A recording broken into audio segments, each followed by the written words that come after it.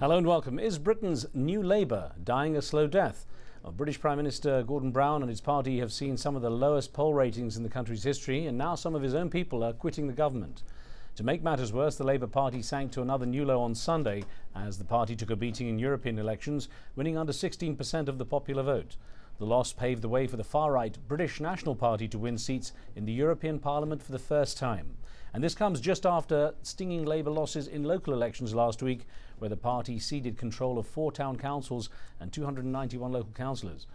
In spite of calls from his former ministers and MPs to step aside, the embattled Prime Minister seems determined to hang on, saying he has much work to do. But are these defeats linked to the leadership of Gordan Brown, or do they have more to do with public dissatisfaction towards a Labour Party that's been in power for too long? On today's show, we ask, how much longer can Prime Minister Brown hold on, and will New Labour survive? Remember, you can join our conversation with your questions and comments. Log on to livestation.com/AJE and enter the chat room to take part. And of course, we'll welcome your phone calls into the show as well. To discuss the fate of Gordan Brown and Britain's Labour Party, we have Jeremy Corbyn, a Member of Parliament since 1983, representing Islington North.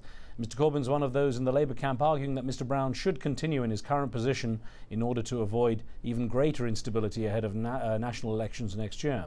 Also with us from the Guardian newspaper is Jonathan Steele, a columnist and writer who's been closely following the political upheaval in Gordan Brown's government. Gentlemen, I welcome you to the show. And Mr Corbyn, if I can start with you, the mountain of problems that face Gordan Brown seem to be growing, but you're standing behind him. Why?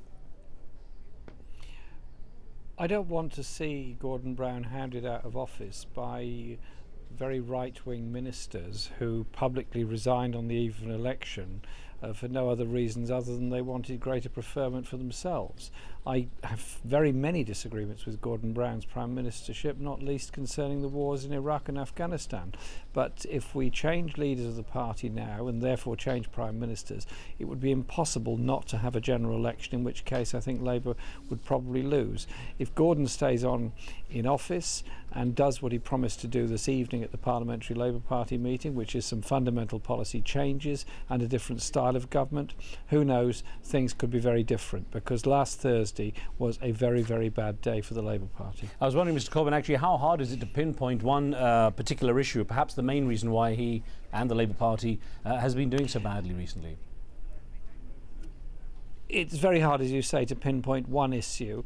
I think the general thing is people's concern about their job security, their housing security and their prosperity for the future in this time of recession. The government has taken into public ownership a number of the major banks, has developed quite a lot of policies of job protection. Gordan tonight promised more of that and much more on housing and developments of new social housing. But he also has to understand that because of the reluctance of Labour supporters to actually go out and vote last week, the percentage poll was down, therefore the far-right British National Party was able to gain 2 seats without any increase in their vote on the election of 5 years ago. That is a bad sign, but then there is also a general rightward shift across Europe at the present time, sadly, and there's been quite a lot of far-right parties gaining some seats in the European Parliament.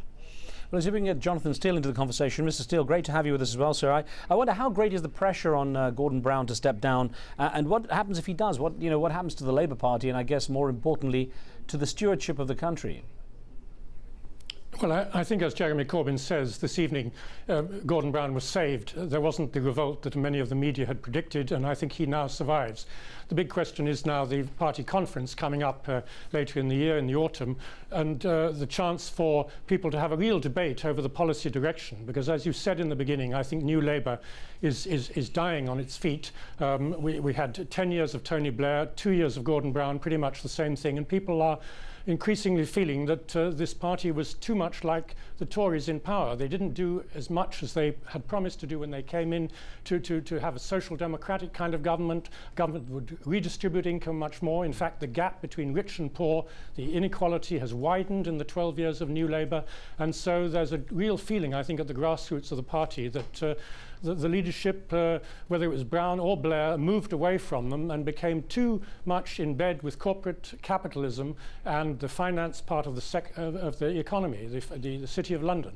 Well, Mr. Steele, I wonder, considering what you've said there, is Mr. Brown beyond redemption, or can he reinvent himself with the amount of time he has left? He's determined, obviously, at the moment to stay on. Can he reinvent himself and the Labour Party to change the fortunes of the party? Well, I think it's difficult because they have been in power for 12 years and obviously there is a feeling that they're tired and out of touch. But there is also the general bankruptcy, I'm afraid, of the left in the face of the neoliberal politics of the last 12 years. You pointed out in your introduction that parties of the left have suffered throughout Europe in these European elections, whether they were in government, like in Spain or in Britain, or in opposition, like in France and Germany. They suffered.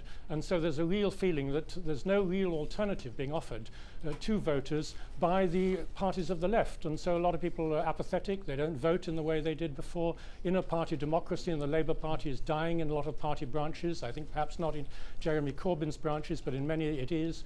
The leadership is too much in control of who becomes a candidate. There isn't really grassroots choice anymore properly for who becomes a candidate. And so I think a lot of ordinary working class and low-income people, and indeed many of the middle class, feel that Labour no longer represents their interests and has become too much in hock to the financial sector, as I said before. Well, Jeremy Corbyn, one thing you were indicating the support, and Jonathan Steele was saying the support Mr. Brown had from his fellow MPs was greater than expected, but he has had a few high-profile sort of disenchanted Labour MPs leave and go fairly vocal in public with their complaints. What does he do to quell that and build some confidence among the remaining members of the party?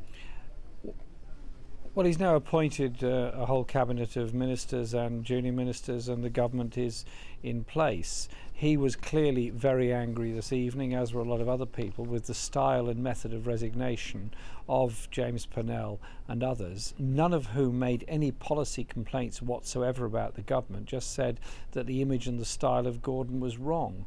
Interestingly, as the meeting wore on, it was quite a long, very crowded and at times quite fractious discussion.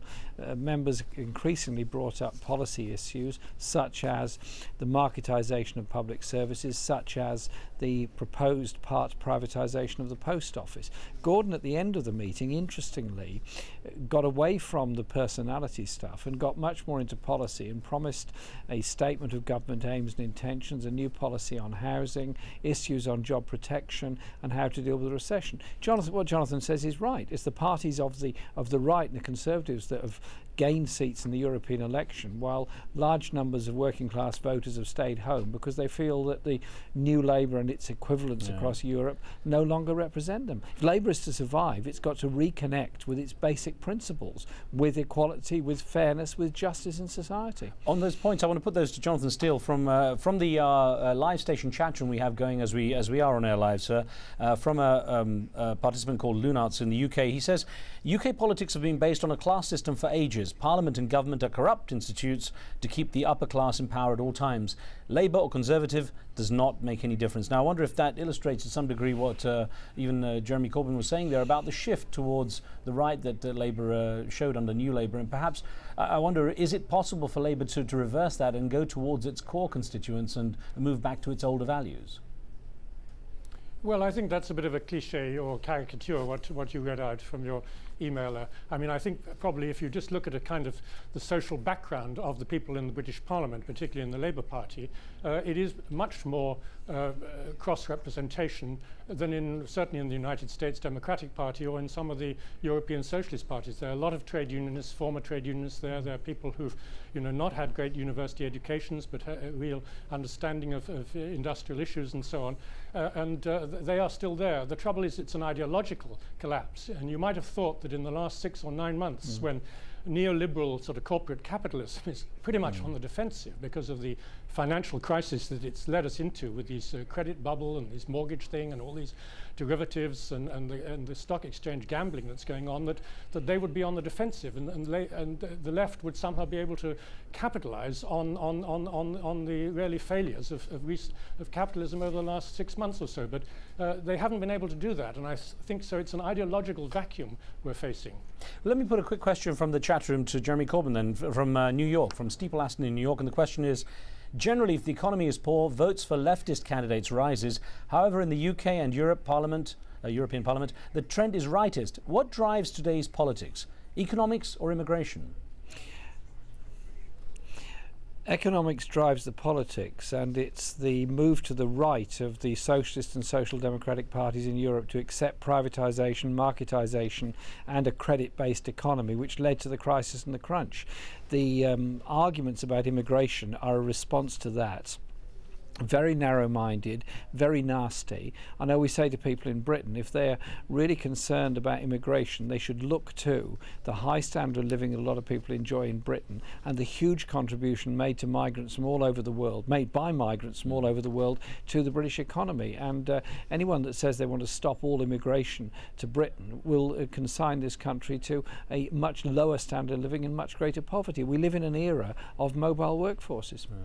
Well, we're going to ask you gentlemen to take, just pause for a second as we take a short break.